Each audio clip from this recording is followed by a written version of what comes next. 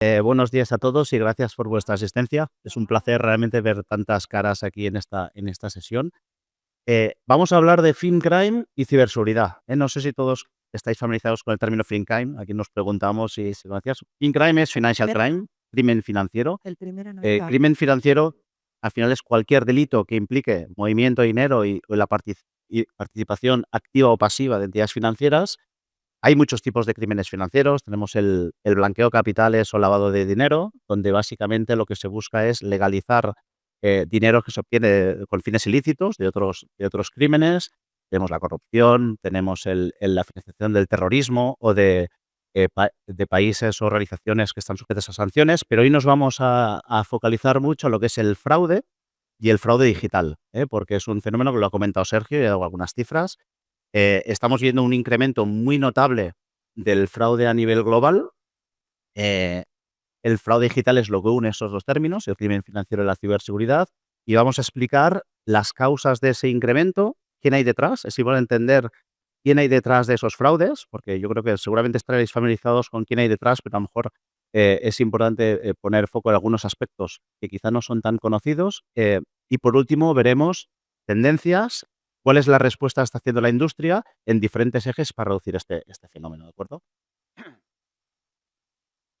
A ver, aquí decimos que el fraude digital es la otra cara de la transformación digital, y de alguna forma no podemos hablar del incremento de fraude sin hablar de la transformación que ha sufrido el sector financiero en los últimos años, ¿no? Bueno, si comparamos cómo nos relacionamos con las entidades financieras o con el dinero en general hace unos cuantos años y ahora, ya ha cambiado muchísimo. Prácticamente todas las interacciones son digitales, vía canales digitales. eh, el uso del efectivo se ha reducido muchísimo, se han cerrado de forma masiva en prácticamente todos los países oficinas bancarias, con lo cual ese es el contexto. Hay muchas razones generacionales, la pandemia impulsó mucho y aceleró todo este proceso. Dentro del sector financiero también han habido iniciativas y regulaciones que han todavía acelerado más esto, con el Open Banking, que nos ha traído pues, una serie de nuevos players en el ecosistema, los pagos instantáneos, que nos permiten mover dinero de una forma muy ágil y muy rápida, y una serie de mejoras que ya conocéis y nos han traído un montón de beneficios y ha traído mucho progreso a este ámbito, ¿no? Pero al mismo tiempo, todos estos elementos en las manos incorrectas, ¿no? Hay actores que buscan eh, oportunidades de negocio para ellos, ha sido gasolina, ha sido munición para que todo eso se acelere, ¿no? Eh, Hace años, pues cuando pensabas en robar un banco, pues te ponías un pasamontañas, una pistola, ¿no? Y vas al banco a atracarlo. Ahora, lógicamente, el dinero no está ahí, el dinero está digitalmente, que es como se mueve, ¿no? Los pagos instantáneos hace muy difícil prevenir el fraude. Hasta hace no mucho, cuando hacías una transferencia, hacías un movimiento de dinero, tardaba un tiempo, esa transacción tardó un tiempo en ejecutarse, incluso varios días, tiempo donde se podía analizar si esa transacción tenía alguna cosa extraña, si pide potencialmente un fraude, un blanqueo de capitales. Esto en un contexto de pagos instantáneos no da tiempo. Tienes que decir en tiempo real si se ejecuta o no, con lo cual esto dificulta todavía más esto. Los pagos instantáneos también permiten que una vez has sido víctima de un fraude, el dinero vuele. O sea, en cuestión de segundos el dinero ya no está ahí, incluso en cuestión de minutos está fuera del país, lo que hace muy difícil trazarlo y no está desperdigado en un montón de cuentas y hace muy difícil trazarlo, ¿no?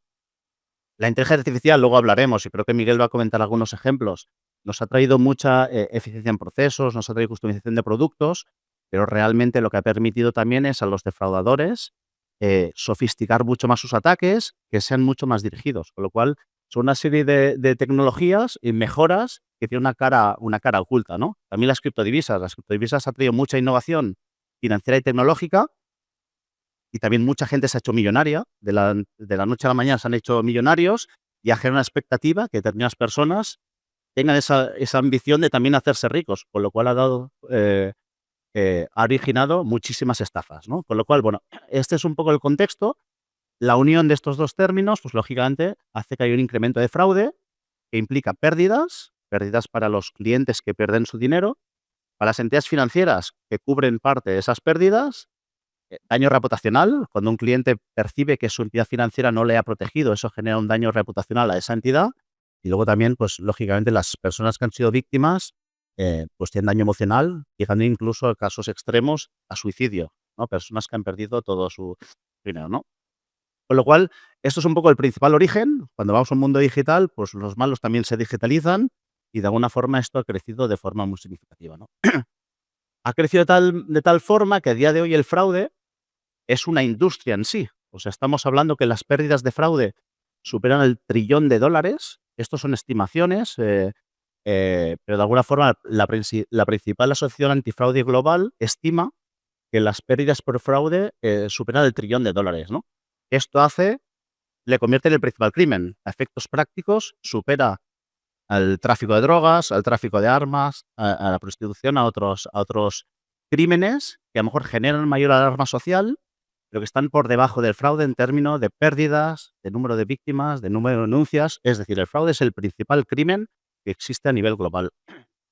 Y es un fenómeno que está sucediendo globalmente. No está pasando en determinados países, está pasando en todo el mundo, ¿vale?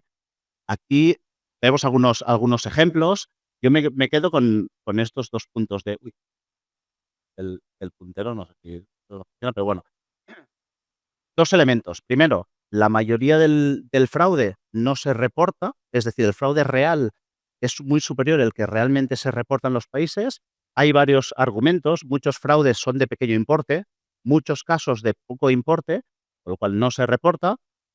Hay algunos casos, como las estafas, donde los clientes están muy desprotegidos. Realmente, cuando en una estafa es el cliente legítimo quien ejecuta esa transacción, pues al final has sido tú quien has sido engañado, con lo cual esa pérdida la asumes, con lo cual no se denuncia porque sabes que no vas a recuperar el dinero. Eh, y de alguna forma también muchas veces una víctima, cuando ha sido víctima de fraude, pues tiene una sensación, está muy vulnerable, tiene un cierto avergonzamiento, ¿no? Cierta vergüenza de que ha sido estafada, y por tanto no se reporta, con lo cual es un problema. O sea, el fraude real es mucho más alto del que incluso estamos viendo, ¿no? Y el otro que para mí es todavía es peor es que solo el 0,05% de los defraudadores son detenidos. Con lo cual, si unimos todo esto, estamos hablando de una industria muy grande, que mueve muchísimo dinero. Es una industria que requiere pocos medios, de alguna forma, porque con una conexión a Internet, un teléfono y un ordenador puedes empezar a ejecutar. Antes estamos hablando con algún asistente aquí, dices que nuestros datos están disponibles. Por muy pocos medios puedes acceder a los datos personales, a datos biométricos, a herramientas de malware que me permite sofisticar ataques, con lo cual requiere muy poco. Los clientes potenciales son de todo el mundo, comparado con el mundo físico de tráficos de drogas otros. Aquí todo el mundo es mi target y es muy impune, porque prácticamente las posibilidades que tenga que estar siendo detenido son muy bajas, ¿no? Con lo cual, estamos hablando de un problema realmente global. Como decía antes, es el principal crimen que existe de forma global, ¿no? ¿Contra quién nos enfrentamos, no? Porque podemos caer en la tentación que detrás de esos fraudes, pues hay 4 hackers en un garaje haciendo ataques, ¿no? Y la realidad es que hemos visto que es una industria muy grande, que mueve mucho dinero, por tanto, las grandes bandas criminales están aquí detrás, ¿eh? Lo que estamos viendo que detrás de ese incremento tan fuerte, bandas organizadas que se dedicaban a otro tipo de delitos han entrado a este ámbito, ¿eh? Es conocido algunos cárteles, de narcotraficantes mexicanos que están detrás de esto, muchas bandas chinas que se dedicaban digamos, crímenes alrededor de los casinos, apuestas, prostitución, drogas, están aquí detrás y trabajan de forma muy organizada, ¿no? Por lo general, y es un tema que creo que vale la pena explicarlo, porque seguramente muchos de vosotros ya lo conoceréis, pero la forma que estas bandas operan es a través de lo que se llaman fábricas de fraude.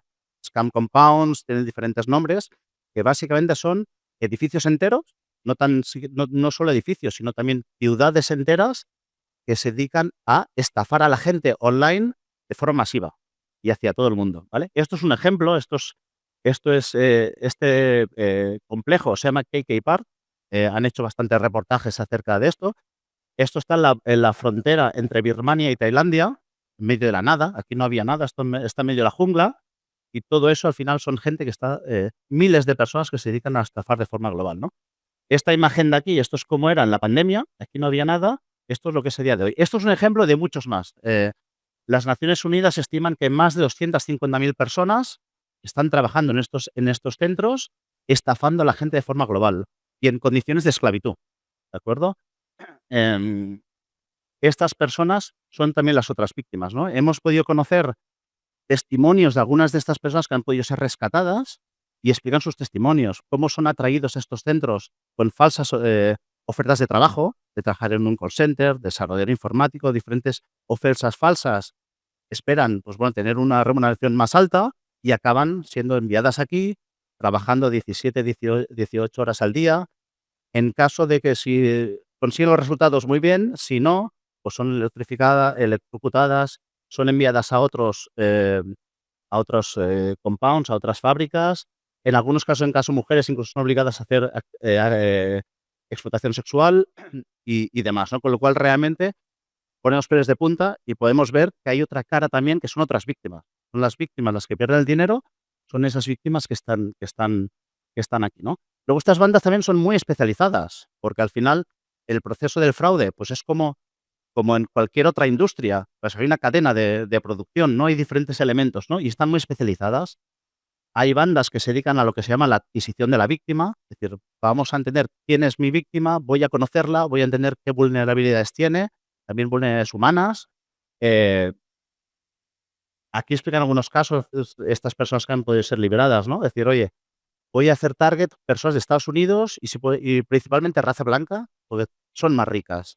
O personas que no sean especialmente atractivas, porque van a ser más vulnerables en el caso de estafas románticas y demás, ¿no? Con lo cual, hay una parte que es esta, luego hay otras bandas que se dedican a diferentes tipos de crímenes, crimen de inversiones, románticas y demás. Hay otros grupos que se dedican a blanquear ese dinero a través de cuentas monedas y demás, con lo cual hay una alta especialización, ¿no? Y luego son capaces de adaptarse muy rápidamente, ¿no? O sea, al final, cuando un tipo de fraude se es más efectivo parándolo, pues se van a otro, y no van más rápido de lo que el resto de la industria es capaz de pararlo, ¿no?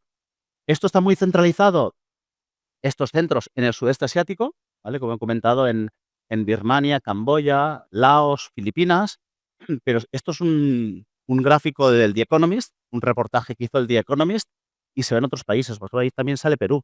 Hubo un caso en 2024 donde fueron rescatadas más de 50 personas de origen malasio, que estaban encerradas en un bungalow haciendo fraude online a personas también malasias, o sea, unos malasios, estafando malasios en Perú, ¿no? En unos bungalows aquí en Lima, con lo cual este tipo em, de centros están más cerca de los que nos creemos, ¿no?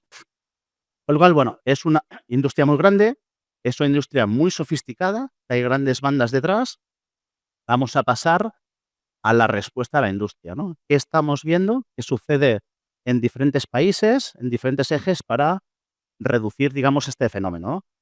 El primer punto es la regulación, lógicamente. La regulación es seguramente lo más efectivo. Al final, la banca es un sector regulado y cuando le pones la regulación y tienen que cumplirla, pues las cosas suceden, ¿no? Y en los últimos años ha habido algunas regulaciones que han traído mayor seguridad al mundo de los pagos, ¿no? Como la PSD2, el doble factor de autentificación. Eso redujo mucho el fraude, pero en cambio incrementó las estafas, siendo mucho más difícil eh, estafar o suplantar la identidad. Lo que hacemos es, oye, vamos a centrarnos en las víctimas, que son el eslabón más débil. Vamos a engañar a víctimas por vía social, que sean ellas quienes se salten todas esas barreras, ¿no? Eso es lo que ha hecho incrementar las estafas, y ahí es donde vemos a día de hoy hay mayor iniciativas regulatorias para frenar justamente las estafas, ¿no? El país que ha sido pionero de esto es el Reino Unido.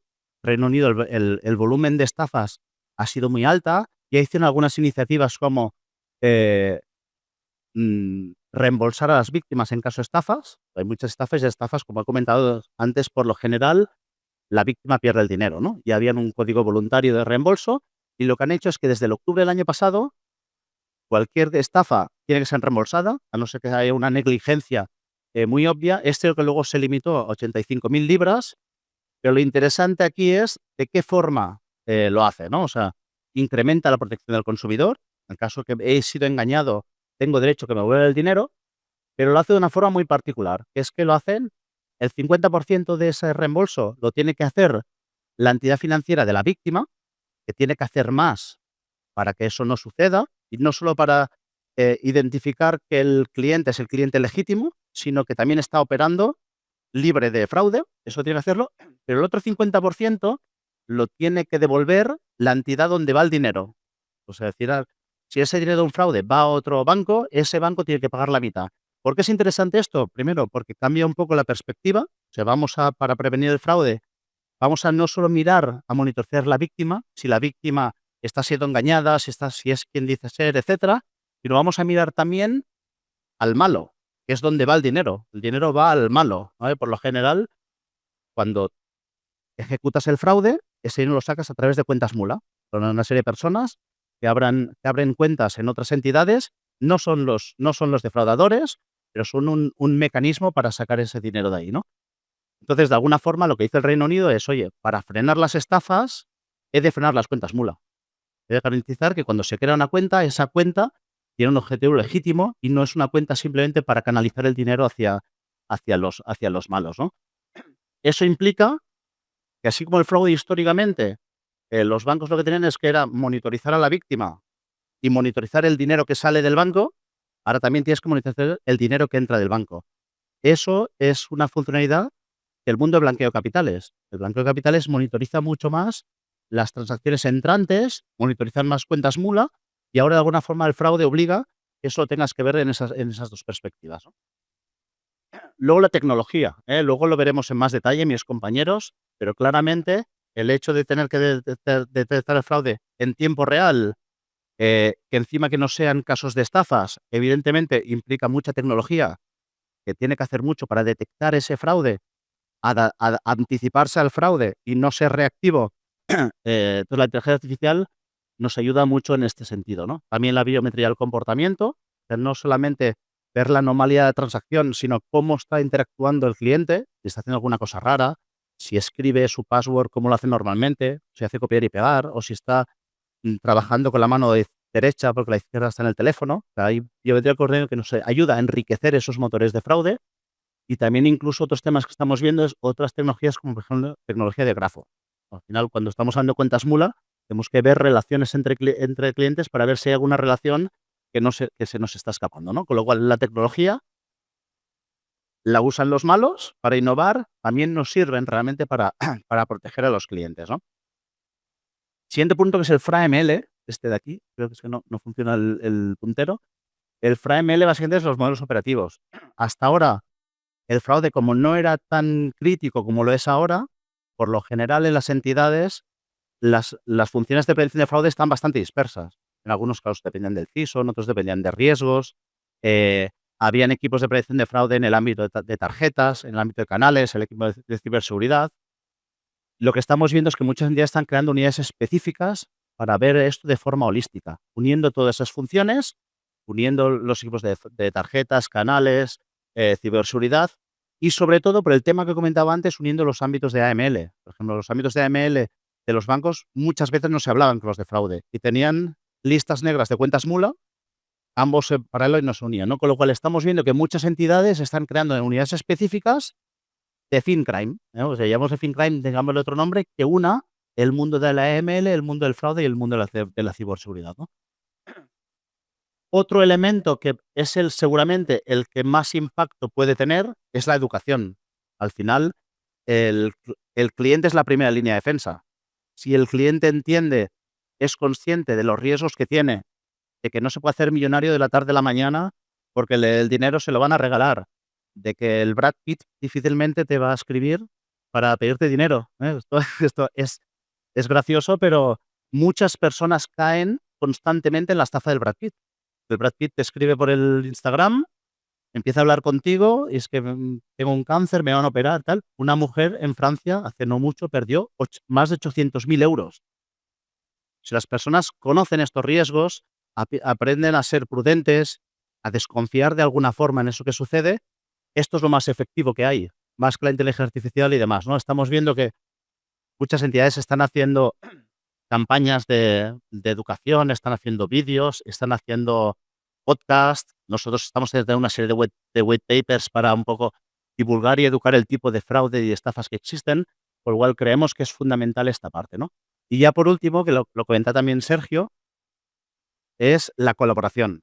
O sea, al final, una entidad puede hacer mucho de forma unitaria para proteger a sus clientes, pero los malos atacan de forma global. Atacan a un cliente, a todas las cuentas que pueda tener, independientemente de si está en una entidad o está en otro, ¿no? Aquí estamos viendo que en algunos países están creando consorcios antifraude, donde diferentes bancos se están uniendo para compartir datos, ¿no? Cuando hay un caso de fraude detectado, poder compartir información en tiempo real para ser capaces de prevenir anticipadamente este tipo de, ¿no? Son entidades, algunos casos son promovidos fuera del sistema financiero. Y acabo, ¿eh? Ya 2 minutos. Incluso en algunos casos, proveedores de software que más allá de la tecnología ofrecen esa red que puedan compartir los clientes sus datos, ¿no? Y por último, la colaboración. Es importante entender que la mayoría del fraude se origina fuera del sistema financiero, con lo cual hay otros agentes de telecomunicaciones, redes sociales, que tienen que hacer más para evitar que no existan cuentas falsas, para evitar que no se envíen mensajes ni llamadas desde dispositivos que se han usado de forma fraudulenta, ¿de acuerdo? Es un poco lo que quería contar. La siguiente slide ilustramos un poco diferentes ejes de actuación, ¿vale? Pero como mis compañeros van a entrar al detalle y me he pasado el tiempo, de alguna forma, bueno, esto de diferentes ejes, nosotros somos parte de muchas de las soluciones punteras que al final traen esa tecnología que nos van a ayudar a prevenir el fraude a futuro, ¿de acuerdo? Con lo cual aquí acaba mi exposición. Gracias a todos por vuestra atención.